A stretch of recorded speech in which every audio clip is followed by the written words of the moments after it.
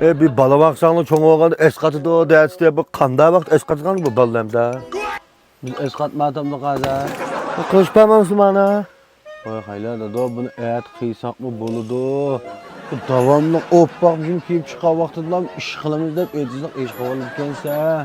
Bunu ülüşkün mü ayet kılımız dedik. Bugün mi yana ayet kılımız deyip başta ayet deyip lan yürüyürüm deyimiz deyime. Orundan ayet sürmez divanından pertisi deyip.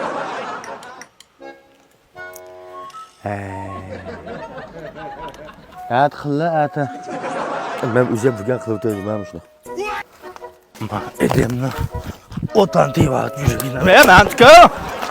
Çizik lan. Uy. Mantıka çizik lan. Ede çizik lan. Amca limbolla. Bizim bomada mantıka. Bugün 5. ayın bir oldu. Bolap da 5. ayın bir olsa, 6. ayın bir oldu, 7. ayın bir oldu. Her ayının birinden iki edip çislalar oldu limbolap da. Vay o birgi bu bir okşamaydı mantıka. Bugün ma Kevser şirketinden musabaqası başlanğan ki. Musabıqa başlanğan bolsa, yeni film işlep qo'ysak bunu demasmi ama kütü tabak yeyilip lan. Vay yile pile etsek akmaydı mantıka. Bir işini kılımen diye adam ma işçimizden jürkimizden berip kılımız bu iş degenge. Ama dükkan takip ettim bu işini kılıma dep. Va buni dükkan taqalib kedak, unda murakkab ish emas, Absalamjon. Ha. Bir lag'ma yavtib, o'ylarda bir suqash varmi? Bir tuxumda bir pishramlarmi, bir soyab yavtiblam keyniga. Mush Kevser limondan g'ar ichiblam suratga ilib. Mush Kevser limon bise degan xotina. Aytib qiliblam o'zining janxo'zi qasdi qo'yversalam tugaydi va. Tamak yap şunu tatiplan. Ha, bunaqa bir jig'irjig'dek ish yo'q. Unda bo'lsa.